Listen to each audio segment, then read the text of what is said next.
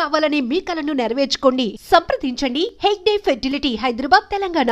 కానీ మీరు పీక్లో ఉన్నప్పుడు సార్ మీరు టాప్ రెమ్యూనరేషన్ ఎలా తీసుకున్నారు సార్? అంటే అప్పట్లో కూడా అసలు రెమ్యూనరేషన్ మీద పెద్ద అసలు ఉండేది కాదండి. జస్ట్ ఇది వాళ్ళు ఏవి ఇవ్వగలిగితే అది తీసుకున్నాను అంతే తప్ప ఇంత డిమాండ్ చేసి నాకు 5 కోట్లు కావాలి. అప్పుడు అసలు కోట్లు లేవండి. మా రోజుల్లో అన్ని లక్షలే.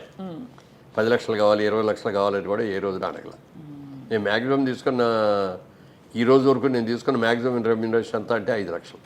కానీ అందులో పొదుపు చేశారు చూడండి సార్, సేవ్ చేసి దీన్ని గ్రో చేశారు. అది గ్రేట్ సార్. ఎంత దాచుకోవాలి సార్ సుమారుగా? మీరు ఒక బిజినెస్ మ్యాన్ కాబట్టి ₹1 సంపాదిస్తే, ఇప్పుడు మా అలాంటి ప్రొఫెషనల్స్ ఉంటారు, లేదు ఇంకా కొంచెం ఏదైనా ₹1లో ఎంత దాచాలి సార్? ముందు ఎంత దాచుకోవాలంటే ₹100 జీతం సంపాదించుకునేవాడైనా సరే ₹10 ₹15 రాగానే ముందు తీసుకెళ్ళి ఆ డబ్బాలో వేసేయాలి. ఆ మిగిలిన 80 ఖర్చు పెట్టుకోవాలి. 100 పెట్టామనుకోండి, 100 ఖర్చు అయిపోవడం కాకుండా ఇంకో 200, 200 అప్పు కూడా చేస్తాం. అది చేయకూడదు. నేను ఉన్నా లేకపోయినా, తినకపోయినా ఈ ₹20 ఈ 20% తీసుకెళ్ళి నేను పక్కన వేయాల్సిందే అనేది స్ట్రిక్ట్గా పెట్టుకుంటే ఈజీగా పైకి రాగలుగుతాం. ఈజీగా అంటే వేస్ట్ అవ్వకుండా ఉన్నంతలో జాగ్రత్త చేసుకుంటాం. ఆ వచ్చిన దాన్ని మళ్ళీ అదిగో ఆ ఫ్రెండ్ అడిగాడు, లేకపోతే వీళ్ళు అడిగారు, ఈ ఆడేదో మందు తాగుతా ఏదో అప్పు అడిగాడు, ఇవన్నీ ఇవ్వకూడదు. జాగ్రత్త పడాలి. జాగ్రత్త. అండ్ ఇంకోటి సార్, క్రెడిట్ కార్డు ఉండడం మంచిదంటారా ఒక వ్యాపారవేత్తగా? క్రెడిట్ కార్డు ఉండటం అనేది డెఫినెట్గా ఇప్పుడు అవకాశాలు చాలా ఉంటాయి. అవకాశాలను సద్వినియోగం చేసుకునే వాళ్ళందరికీ ఉపయోగపడతాయి. దుర్వినియోగం చేసుకునే వాళ్ళకి అందరికీ కూడా ఇది అవుతుంది.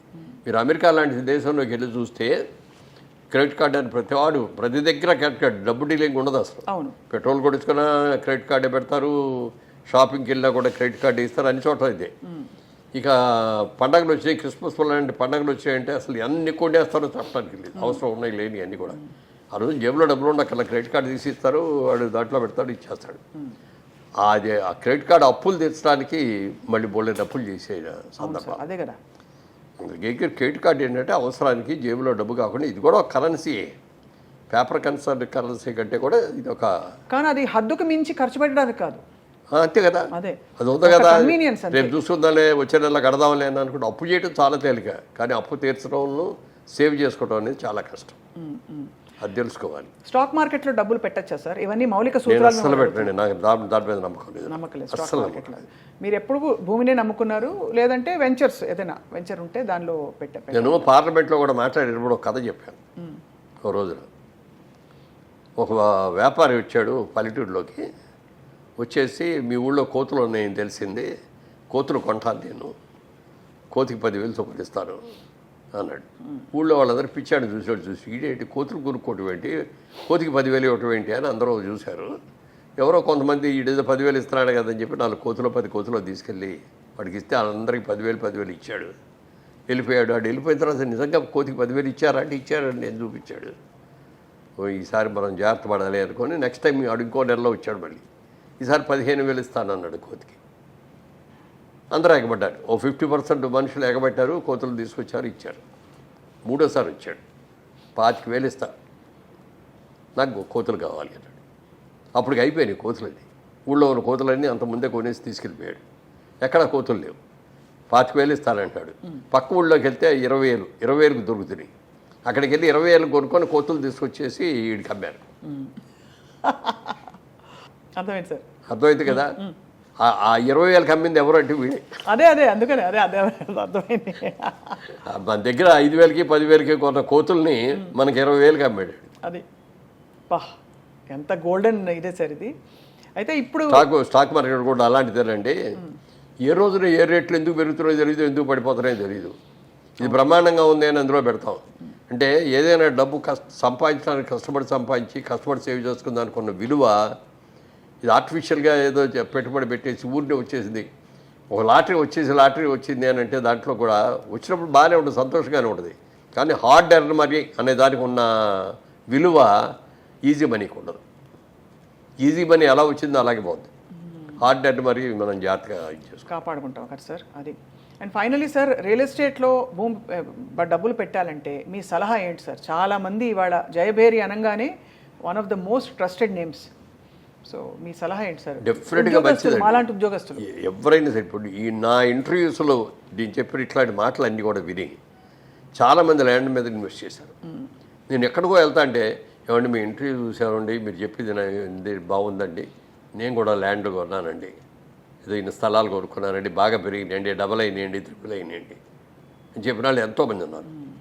అందుకని నేను ఇంకోటి వ్యాపారం చేస్తూ మీరు భూమి కొనుక్కోండి అని నేను చెప్పలేను కదా. అవును, అర్థమైంది అదే. తర్వాత సేఫ్టీ ఇది. ఇప్పుడు ఏదైనా కొంటే, ఇప్పుడు వ్యాపారం చేసేవారు వ్యాపారంలో లాభం రావచ్చు, నష్టం రావచ్చు, కానీ భూమికి మీద నష్టం ఉండదు. అవును, పెరిగేదే తప్ప తరిగేది కాదు, పాడైపోయేది అంతకంటే కాదు. కాబట్టి అంటే కొనుక్కునేటప్పుడు లీగల్గా కరెక్ట్గా ఉన్నాయా లేదా, దానికి హద్దులు సరిగ్గా ఉన్నాయా లేదా అని చూసుకొని మనం కొనుక్కున్న దాన్ని ప్రొటెక్ట్ చేసుకోవాలి మనమే. ఇక్కడ హైదరాబాద్ లాంటి చోట మనం ప్రొటెక్ట్ చేసుకోకపోతే ఎవడో ఒకటి వచ్చి అక్కడ ఇల్లు కట్టేస్తాడు. మాకు ఇదిగో ఈ ప్రాజెక్టులోనే ఒకటి జరిగింది అట్లాగే. ఇక్కడ స్థలం అమ్మే ఒకటి అంటే మామూలుగా వాస్తు ఎక్కువ చూస్తాం మనం. ఒకటి వాస్తుగా లేని సైట్లు కొన్ని ఉంటాయి, వీధి సోలు అయ్యాయి. అవి జనరల్గా ముస్లిమ్స్ కోరుకుంటారు, వాళ్ళకి వాస్తు మీద నమ్మకం ఉండదు. అవును, అదే కొంచెం తక్కువ ఇస్తాం కూడా రేటు. అందుకని అట్లాంటివన్నీ వాళ్ళు కొనుక్కున్నారు. ఒక మిలిటరీ ఆఫీసర్, ఒక ఆయన రిటైర్డ్ మిలిటరీ ఆఫీసర్ నా దగ్గరకు వచ్చి, ఇలా నేను నా డబ్బు ఇదండి, రిటైర్మెంట్లో నాకు వచ్చిన డబ్బు, దీన్ని ఎక్కడో చోట ఇన్వెస్ట్ చేయాలి, మంచి వాళ్ళని ఎవరి దగ్గర చేయాలా అని చెప్తే మీ పేరు చెప్పారండి అని చెప్పి వచ్చి ఇస్తే ఇన్వెస్ట్ చేసి సైట్ ఇచ్చాం. కొనుక్కున్నాడు. సంవత్సరానికి ఒకసారి వచ్చి కనపడి ఇక్కడికి వచ్చి ఏమండి అని సైట్ చూసుకొని వచ్చేవాడు. కూర్చొని కాసేపు కాఫీ కదా వెళ్ళిపోతా ఉండేవాడు. ఓ రోజున వచ్చి, ఏమంటే నా స్థలంలో ఎవడో ఇల్లు కట్టేశాడండి అన్నాడు వచ్చి. మీ స్థలంలో ఎవడో ఇల్లు కట్టడం ఏంటంటే అని వెళ్ళి చూస్తే నిజంగానే ఆయన స్థలంలో ఇల్లు కట్టేశాడు. ఎవర్రా నువ్వు అని అడిగితే, నాదేనండి, నేను కొనుక్కున్న సైట్ కదా అన్నాడు. ముస్లిం అన్న అతను. నీ సైట్ పక్కది కదా, ఇది కాదు కదా అంటే, ఏమనండి ఇదే అనుకున్నానండి నేను అన్నాడు. మరి ఎట్లా ఇప్పుడు నన్ను నా సైట్ తీసుకోమనండి అన్నాడు. నీ సైట్ వాస్తుకి ఎకనిస్టు వాడు తీసుకోడు అయినా, నువ్వు కొనుక్కో ఇప్పుడు ఆ స్థలం అన్న. అంటే నా దగ్గర డబ్బులు ఉన్న డబ్బులని పెట్టి ఇల్లు కట్టారని నా దగ్గర డబ్బులు ఏం చేయాలి? వెంటనే ఇంకో ప్లేట్ ఎవరో అమ్మేవాళ్ళు ఉన్నారో చూసి ఆ సైట్ మేము కొని ఆ సైట్ ఆయనకి ఇచ్చాం. ఇవ్వగా ఆయన ఎంత ఆనందపడిపోయాడంటే, ఎంతమంది దగ్గరికి వెళ్ళి చెప్పాడు ఇది చెప్పడానికి. ఆ పాజిటివ్ న్యూస్ని స్ప్రెడ్ చేస్తే వీళ్ళ దగ్గరికి వెళ్తే నమ్మకం, గ్యారంటీ అనేదాన్ని. ఇప్పుడు ఊరికి బిల్డప్ పోదండి, నేమ్ బ్యానర్ నేమ్ రావటం, మంచి సినిమాలు తీస్తే బ్యానర్కి మంచి పేరు వస్తుంది, వ్యాపారం కరెక్ట్గా చేస్తే ఆ వ్యాపార సంస్థకి మంచి పేరు వస్తుంది. అట్లా నిజాయితీగా ఉన్నారు. ఒక్కొక్కసారి మనకు నష్టం వస్తుంది, వచ్చినా కూడా మన కస్టమర్ని ఎప్పుడు కూడా చేయకూడదు. మేము మొట్టమొదట వ్యాపారాన్ని మొదలుపెట్టినప్పుడు ఇట్లా గాజు అద్దం ఉండేది, దాని కింద ఒక కాగితం పెట్టుకున్నాం, customer is our God, customer is our pay master, customer is always right అని పెట్టుకున్నాం.